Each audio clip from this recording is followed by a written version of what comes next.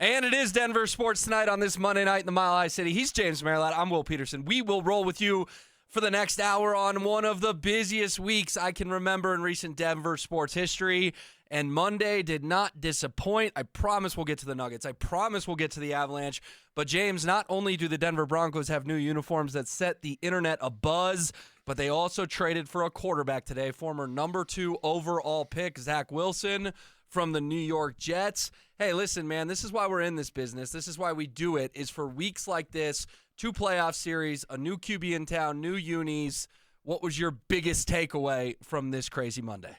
Well, look, I love everything that happened today. So hopefully the Nuggets game continues the great day in Denver sports, because I love the new uniforms, and we can get into them with further detail, but I love everything about them. I think the team hit a home run. I thought the way they unveiled them with the different videos were just fantastic. They look like Hollywood productions, so kudos to everybody over at Dove Valley that put that together. I know that's a ton of work, and it was just a phenomenal job. I love everything about it. The Zach Wilson trade, I just retweeted the clip of Rachel Vigil and I on March 18th talking about this, and that was the name I proposed. And it was back at the beginning of free agency, and everybody was talking about how, bring in some guys for football rehab, of whether it was Sam Darnold or Ryan Tannehill or whatever else. And for me, there were 2 guys that made sense at that point, and Zach Wilson was one of them. Because I would rather have a guy, if you're going to bring a guy in for football rehab, bring in somebody that has an upside. And I know Zach Wilson hasn't been good in New York for the most part, but during his time there, the Jets have been a dumpster fire. That franchise is just a mess. It always has been. It feels like it always will be. Is there a chance that it was just, he was a victim of circumstances?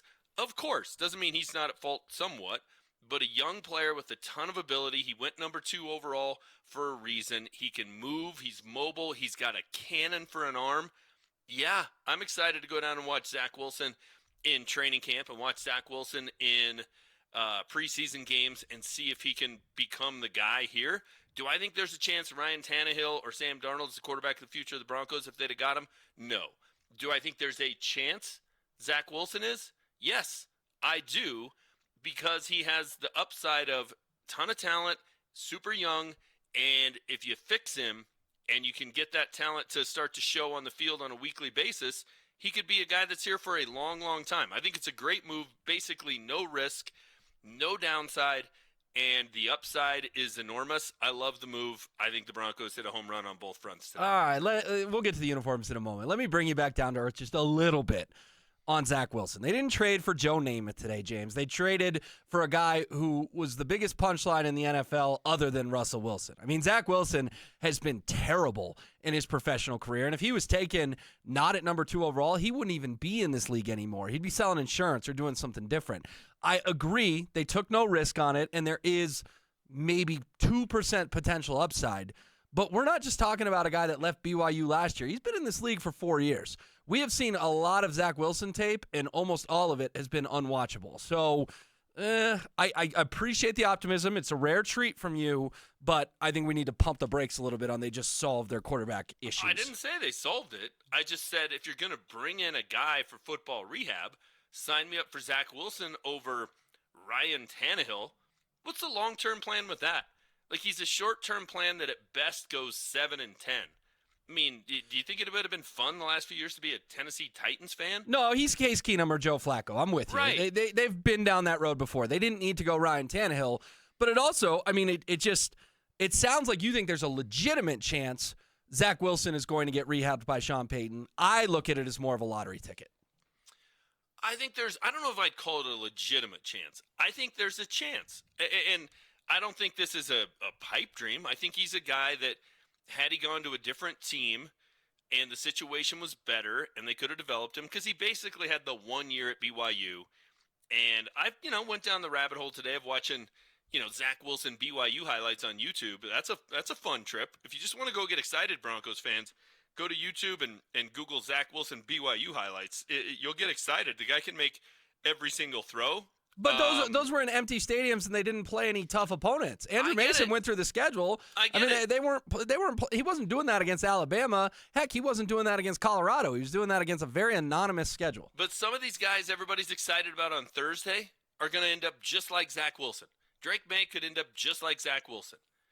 J.J. McCarthy could end up just like Zach Wilson, where you think he's going to be great coming out of college, and then we're going to say in 4 years, well, yeah, all he did was hand the ball off, and Jim Harbaugh wouldn't let him do anything for a reason. He's not an idiot. Like, any of these guys could turn out to be, quote-unquote, a bust if they go to the wrong place, and it just, they don't have time to develop. They don't have coaches to develop. I mean, I'm shocked he didn't blossom this year under Nathaniel Hackett. How did that not work out?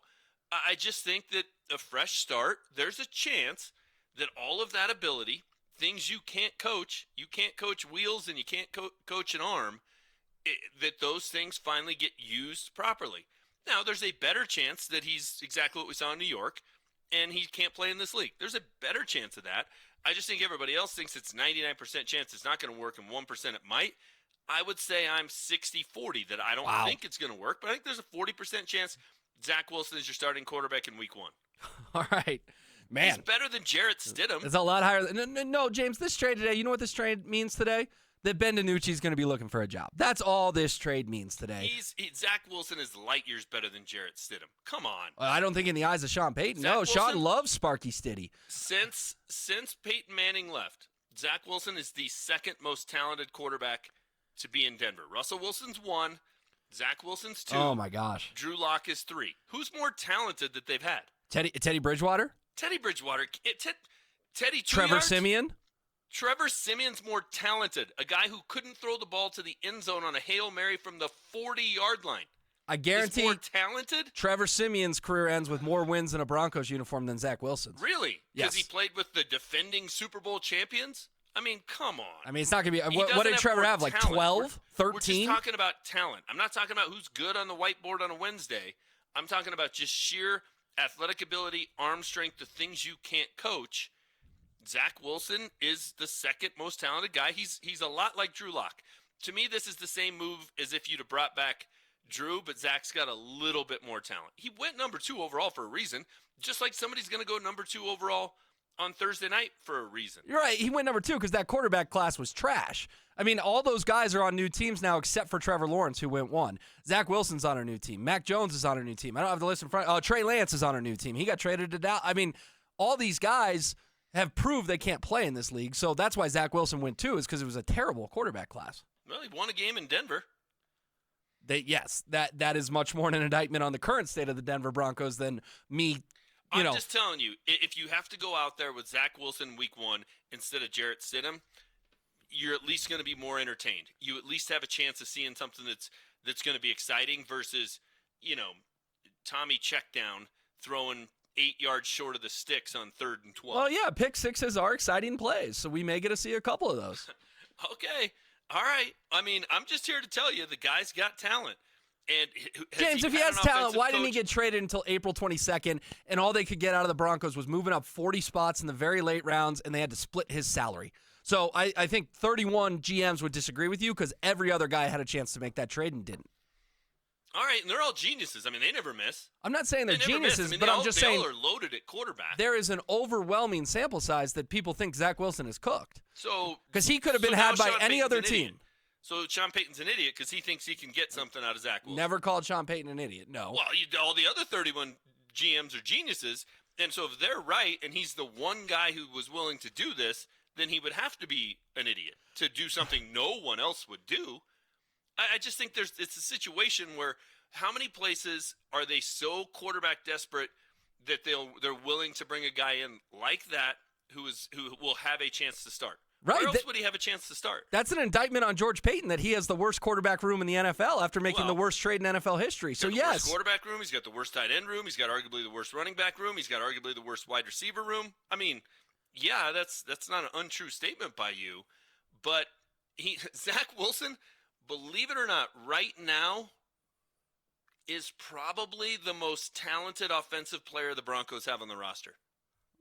You're not giving Courtland Sutton or Javonte Williams or Quinn Miners enough credit. Javonte Williams? What are we doing? 3 yards in a cloud of dust? James, he had to come back after 10 months and 3 surgeries. He's going to be better this year than he was last year. Okay.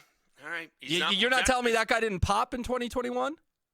I was never as big a fan of Javonte Williams as other people were. Our guy Zach By, he's on his way to Ball Arena, going to be down there tonight, hobnobbing down with the the people in the wine and cheese crowd. He and I had a healthy debate about Javonte Williams pre-injury. I thought he was pretty good. I never thought he was special. I didn't. They don't have a special player on that offense, Zach Wilson included. He's just the most talented guy. The James Merilatt Zach Bye feud continues to grow on a daily basis. I think he's the third highest drafted player to ever play for the Broncos. I mean, just an unbelievable backhanded compliment about his setup at Ball Arena tonight. So Elway and Manning went 1 overall. Vaughn and Zach Wilson went 2 overall. I think he's tied for the third highest drafted player to ever play for the Broncos. Cool, good for him. That means That's exciting. That means That's the a guy with a ton Jets of talent. massively whiffed, James. That's all that means. Zach Wilson does not belong in the same breath as Von Miller, John Elway, and Peyton Manning. Come on. I didn't say he does. I was stating a fact. He's the third highest. He's tied for the third highest drafted player to ever wear a Broncos uniform. Right. And I'm telling you, you're stating a fact that the Jets GM was terrible at his job. That's all you're stating. Well, who's been coaching him offensively in New York? They got Robert Saleh, who's a defensive head coach. They brought in Nathaniel Hackett thinking that would be a solution. So whoever your offensive coach was before, you think you're upgrading with Nathaniel Hackett after the debacle he had in Denver and got fired after 15 games. That was to keep Aaron Rodgers Rodgers happy. If Zach Wilson's been well coached, then all these people who give all these NFL teams and GMs and front offices and coaching staffs just the benefit of the doubt like they're a bunch of geniuses. They're not. A lot of them are just incompetent. And a lot of the people that have been in New York for the better part of a decade, especially on that side of the ball, don't know what in the world they're doing.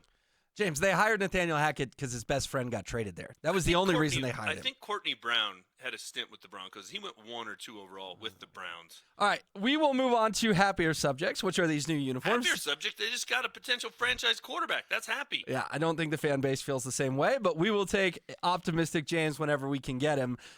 These new uniforms today, James. I gave the throwbacks a 10 out of 10. Unbelievable video, like you mentioned, with Pat Surtain the second and Randy Gradishar. That one gave me chills. That was so cool. And the first one, I did kind of feel like I was watching a car commercial, which a lot of people pointed out, but I thought it was really well done. I mean, the production value looked like a freaking movie trailer, so they got some people working over there that could work in Hollywood, no doubt about it, in their video department. But just give us an overview, your favorite parts of these new uniforms. I gave the main ones an 8 out of 10, which I think is a pretty fair score, and I gave the throwback ones a 10 out of 10. Yeah, the throwbacks are sensational. The 1977, going with that exact look. That if you're going to go to any time during that era, that was the year to go with. So that was a stroke of genius.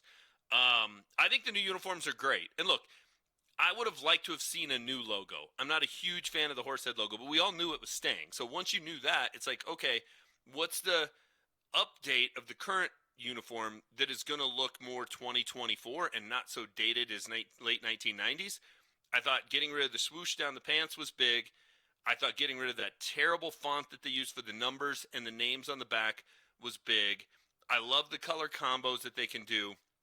I think the white jersey with orange pants, which is a kind of a throwback to 1978, is a really cool combo. I don't love the blue with blue. I don't really love the orange with orange. But I don't know how much we're going to see those combos. I think they're sharp.